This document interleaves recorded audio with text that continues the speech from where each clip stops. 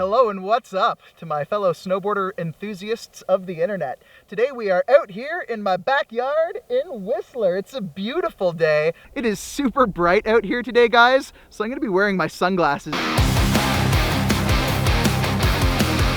So today I'm super stoked to be bringing you the brand new 2022 Burton Deep Daze. This guy here is part of their brand new 3D project, and one of the things that I'm most excited to talk about is that brand new 3D contouring that they're using both in the tip and the tail of this snowboard. As you can see, guys, they've got these hydrodynamic channels. There's 5 of them in the tail and 2 of them in the shovel. And it's actually a technology that's coming from the surf industry. 3D contouring has been a little bit of a trend in the world of snowboarding as of recent.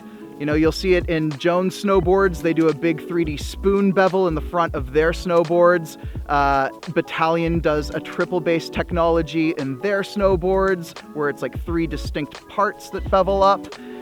Yes has been doing their powder hull technology, which is like a big lift in the front of their board, a concave shovel to give the board flotation.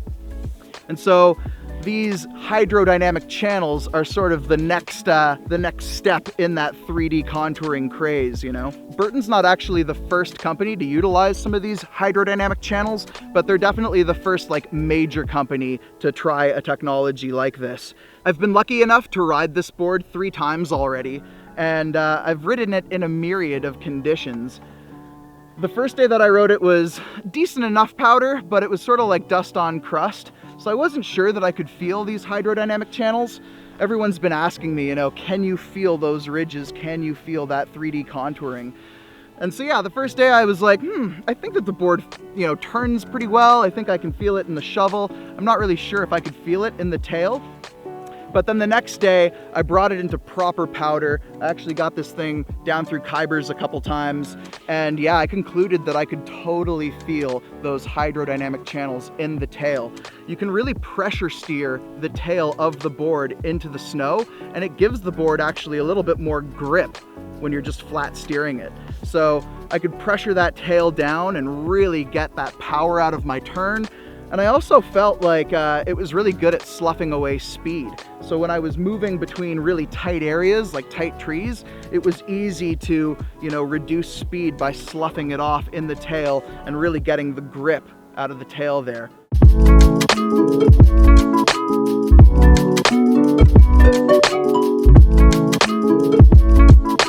So the Deep Daze has a flat top camber profile. What that means is between the inserts, the board is entirely flat, and then it moves into a big rockered shovel in the front.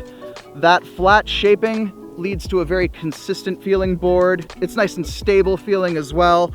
But it's not as hooky or as catchy as a cambered board. So it's a little bit looser, it's a little bit cruisier, easier to initiate a turn, and slightly surfier feeling, especially when you're in that deeper snow.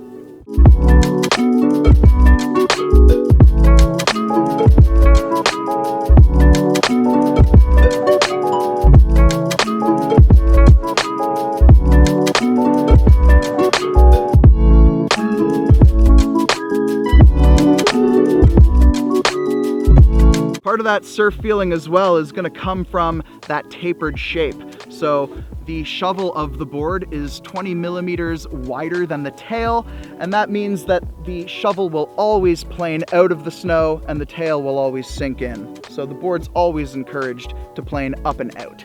I really enjoy that flat shape because it makes the board super pivotable when you're in tighter areas. Really easy to get this thing into a tight arcing turn.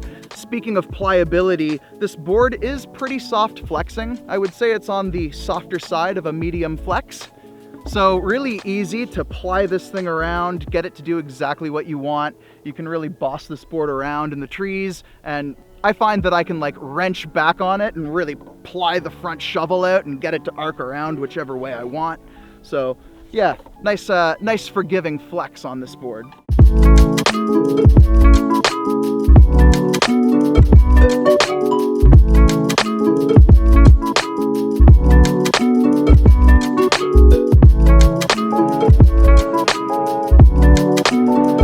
The turning radius on this guy is in the mid 6s, so pretty agile turning radius, very easy to get it into a turn. And like I said, because there's no camber, it's just a flat snowboard, it doesn't feel hooky, so it's very agile, it's very quick and easy to pivot. It's available in a 154 length and also a 159 length.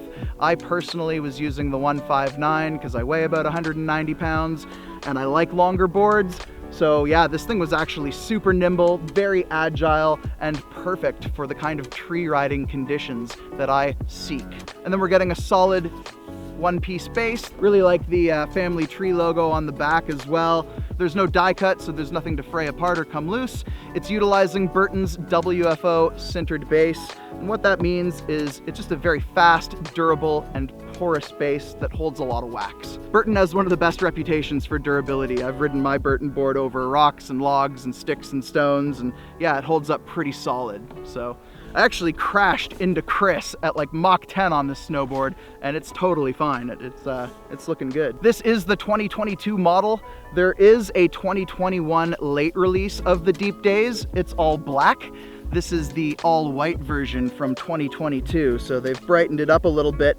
And this board is part of their family tree series. They're made in less quantity. These boards are their special boards, you know, the ones that they prototype before they bring it into mass consumer markets. Boards like the Flight Attendant, for example, started off as a family tree board and now are just in their main lineup of boards. So if this board retains its popularity, then yeah, it'll just become a normal board within the Burton lineup.